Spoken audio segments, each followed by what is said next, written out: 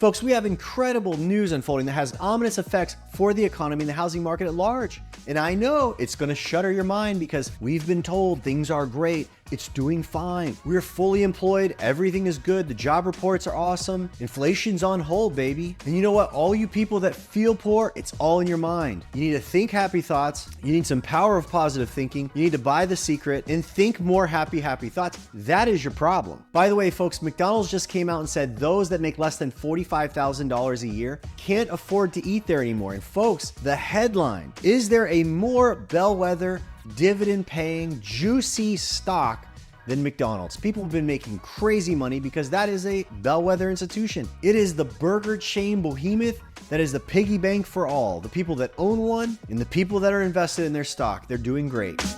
Record high mortgage levels are starting to take their toll. The mortgage rate is at 14.75%. Ask not what the Great Reset can do for you. Ask what you can do for the Great Reset.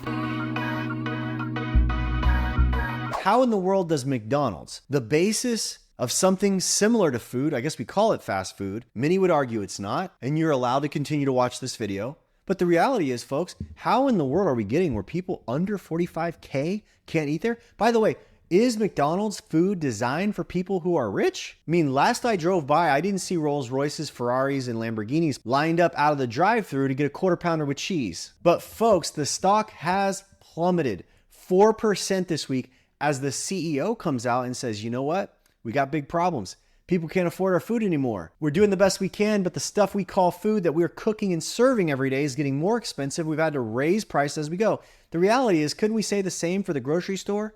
I mean, yes, we're going to McDonald's and an Egg McMuffin is almost $8. Hash browns close to $6. Some of this in different parts of the country, right? So maybe in your area, the hash browns aren't $6, they're $4.75 or whatever. It's different where you are. It's like gasoline, right? But the overarching situation is people are no longer finding this an option for them due to pricing of things, okay? So the CEO of McDonald's simply said, you know what? People are opting to make their own food at home, and it's hurting our prices. And isn't that interesting, folks? I mean, for the longest time, many people could buy food that really wasn't food. You guys follow me on this? I'm not trying to denigrate McDonald's.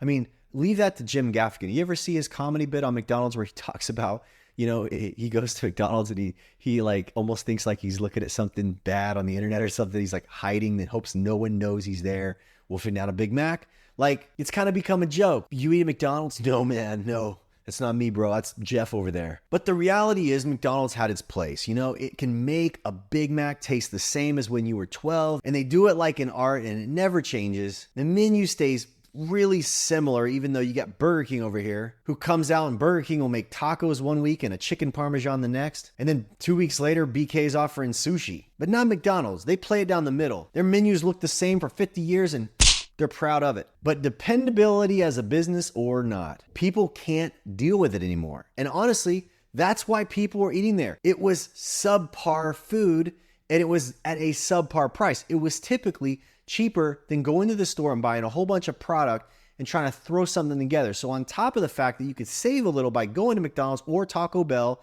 similar story there, discount chain, but yet it's the same story. Like, a family of four can go to these places and it costs on a fast food level what it used to cost to take your family out to a nice dinner and have real food and have it cooked in a real kitchen, not in a microwave or a fry bin. But folks, the burger giant is now saying, hey, you know what?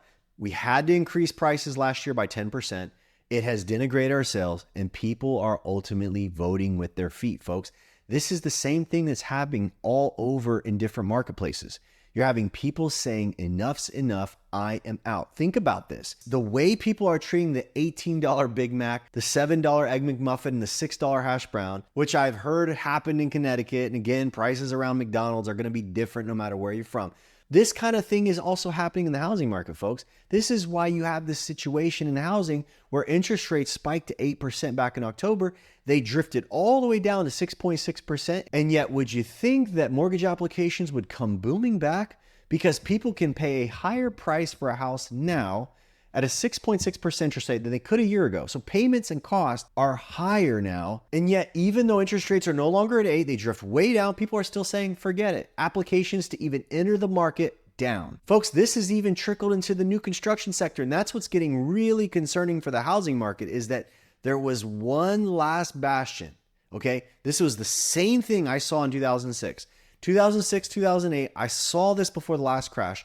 There was this weird head scratcher moment where you're like, this is crazy. Like, people are paying what for this? This is so much more than rent. It's so expensive. And that's what you get for it. There was this last phase, this last gasp of the market for 18 months before things started to shift and go the other direction. You know what it was? It was all these entry buyers, these people that couldn't get a house when things were raging hot. Same as now. We had this last 2.5, 3 years. Any entry buyer that didn't have $100,000 saved up so you could pay way over appraised value, you were lured back. Hey, come on, the water's fine. Get back in. There's no competition. Get in now, because interest rates, they're going to go way down towards the end of 2024. If you don't buy now, you're going to be in multiple offers by then. Folks, you couple that now with the latest news coming out as we go into Q1 of this year. We go into early part of 2024. All the builders, new construction has been banging in 2023 when the resale market was kind of like meh. And even though there was super low inventory US wide, there wasn't a lot of homes for sale. Everything that was available in the existing home sector in 2023, folks, it was such a shallow pool. It should have been gobbled up immediately. But the reason why it didn't get bought up, in fact, it started to stack up even at low numbers, low supply coming into the market.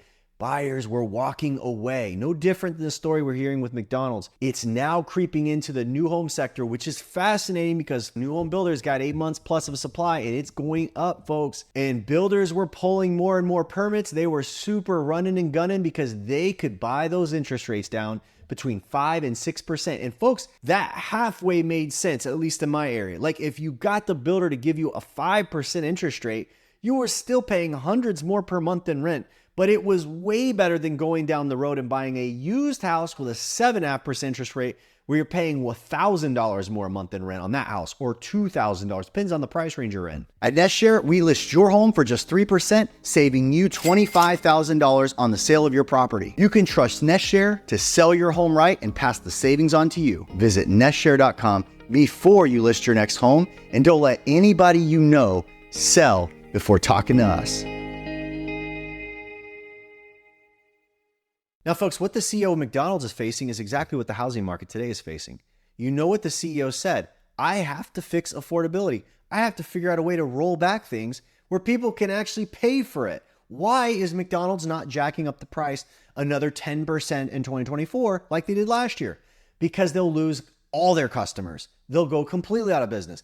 But wait, won't the price of things just keep going up? Oh my gosh, I hear this on my channel all the time in the comments. If you don't buy a house now, it's going to keep going up. You're just going to be further and further behind. FOMO, folks, go get that house. Folks, we're living in fascinating times. I remember 45 days back, if you look and remember back in December, there was this constant news cycling about how much everybody was really worried about the future of the economy. All the pundits and all the talk shows, they would even get government officials who dealt with economics onto their shows, and they'd start firing questions off saying, hey, look, how are you going to make it through re-election next year? How is your guy, your lady going to make it? Because here's what the public thinks about their economic situation. And it was fascinating to listen to those interviews as the people said, well, you know, we aren't communicating to them really well. We're not letting them know just how full their pantries really are, and how cheap their gas really is, and how cheap their groceries really are, and how good shelter costs really are. We're not explaining it to them. And because if we explained it better, they wouldn't actually say that we think the US economy is on the wrong track. Because here's the thing, folks. For instance, YouGov is a nonpartisan, continuous pulse checker on the US economy. And they're giving us a lot of interesting stats.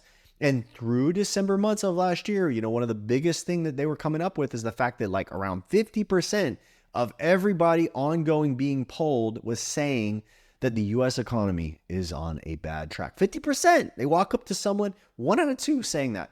And then only 20%, 1 out of 5 of who they were polling consistently for a time, only 1 out of 5 says we're on a good path. Fast forward to January, February, we're like cruising into 2024. I don't know if you're noticing the same thing I'm noticing, but everything I'm hearing across left, right, and center, The news medias are repeating the similar narrative, and here's what it is. A person's position on the US economy depends on which party they vote for. So essentially what they're doing is they're saying, you know what it really is? It depends on which party you're part of. If you're for the right party, then you probably think everything is going okay. And I thought to myself, whoa, that's a fascinating piece of reporting, because unless the party in power has actually figured out how to make the opposite party poorer, then that's a mind game. That's an intentional point of division.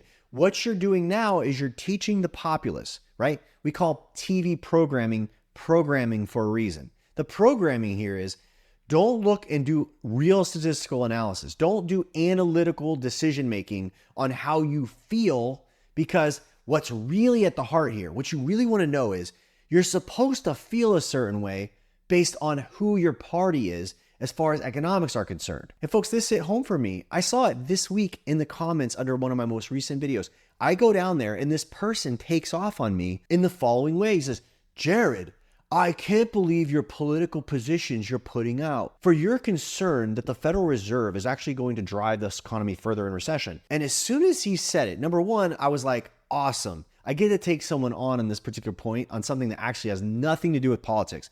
Because what this commenter was saying is, I'm talking about the Federal Reserve and their policymaking. That's me divulging a political stance, okay? What I help this person to know is the Federal Reserve is actually a nonpartisan party. It's actually not affiliated with the government. So I get to say whatever I want about the Federal Reserve, and I'm not making a political statement. Folks, the most concerning thing about what this person said is the reality that he's perfectly buying into the narrative, which is this: you can't analyze events if it falls into a personal party's governance.